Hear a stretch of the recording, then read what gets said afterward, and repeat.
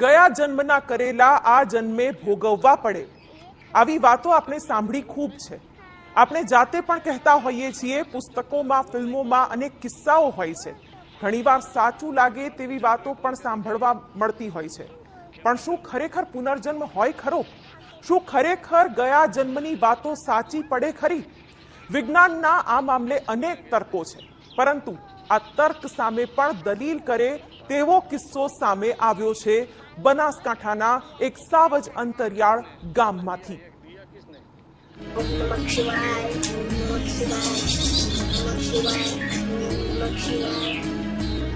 વહાલી લાગે તેવી આ દીકરીનું નામ છે દક્ષા. ઉંમર છે તેની 3.5 વર્ષ.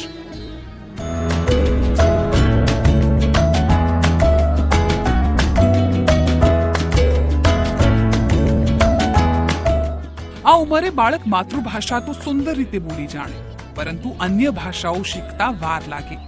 પરંતુ દક્ષાના કિસ્સામાં એવું નથી. દક્ષાનો જન્મ પાલનપુર તાલુકાના ખસા ગામે થયો છે. સંપૂર્ણ ગુજરાતી પરિવાર.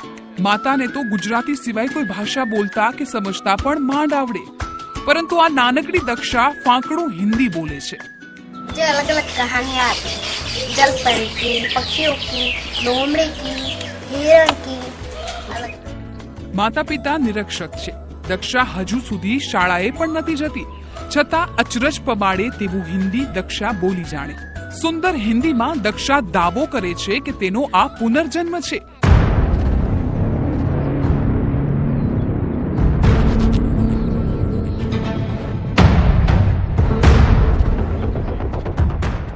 પહેલા સાંભળો તેનો દાવો.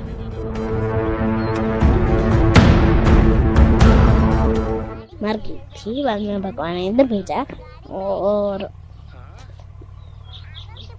मैं आखिर क्या थी, आखिर मैं बाल मंदिर में भरने जाती थी.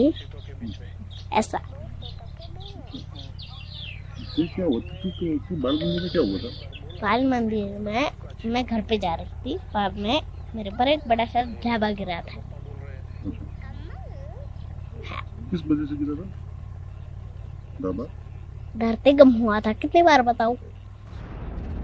દક્ષાના દાવા પ્રમાણે 20 વર્ષે તેનો ફરી જન્મ થયો છે. 3.5 વર્ષની દક્ષાનો દાવો છે કે તેનો આ પુનર્જન્મ છે. તેનો પહેલો જન્મ કચ્છના અંજારમાં થયો હતો. તેનો આગલા જન્મનો પરિવાર આહિર હતો.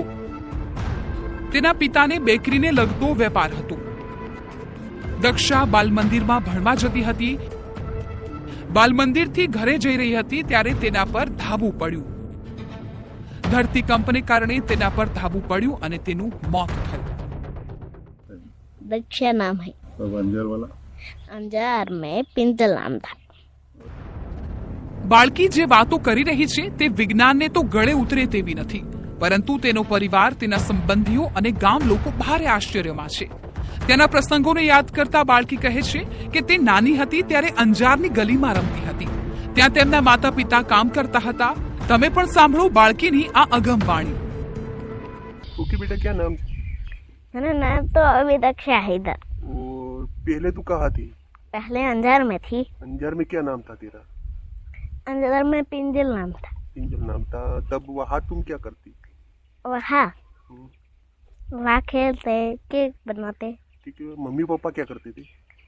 वो तो नहीं पता. उधर क्या नौकरी करते थे मम्मी पापा? पापा तो ऐसे नौकरी करते थे, केक बनाने की. बनाने की. और क्या हुआ था तेरे साथ उधर? वहाँ मैं मर गई थी. कैसे मरी थी? मेरे ऊपर एक बड़ा सा ढाबा गिरा था. ढाबा कैसे गिरा था? धरती गम हुआ था. બાળકી દક્ષા ઠાકોરની વાતો પરથી સ્પષ્ટ થાય છે કે તે ગયા જન્મની વાતો કરી રહી છે. બાળકીના માતા પિતાનું કહેવું છે કે તેમની દીકરી નાનપણથી જ હિન્દીમાં વાત કરે છે, જેને ઘણીવાર તેઓ પણ સમજી નથી શકતા. ઘરમાં માત્ર ગુજરાતી બોલાય છે. આસપાસમાં પણ લોકો ગુજરાતી જ બોલે છે. ત્યારે આ બાળકીની વાતો અનેક સવાલો ઉભા કરે છે. જે ગયા જન્મનો દાવો તે કરે છે તે મુજબ તેના મોત વખતે પણ તેની ઉંમર વધારે ન હતી. उस टाइम खाली मैं ही मरी थी. तो मम्मी पापा किधर थे तब? तब वो तो अपना काम कर रहे थे. काम कर रहे थे. तू घर पे थी? हाँ. तब तू कितने साल की थी उधर? तभी तो इतने साल की थी. कितने साल की थी? छोटी थी बड़ी? बड़ी थी या छोटी? थोड़ी बड़ी हुई थी। थोड़ी बड़ी हुई थी। और पढ़ने जाती थी? हाँ, बाल मंदिर में जाते। बाल मंदिर में जाती थी।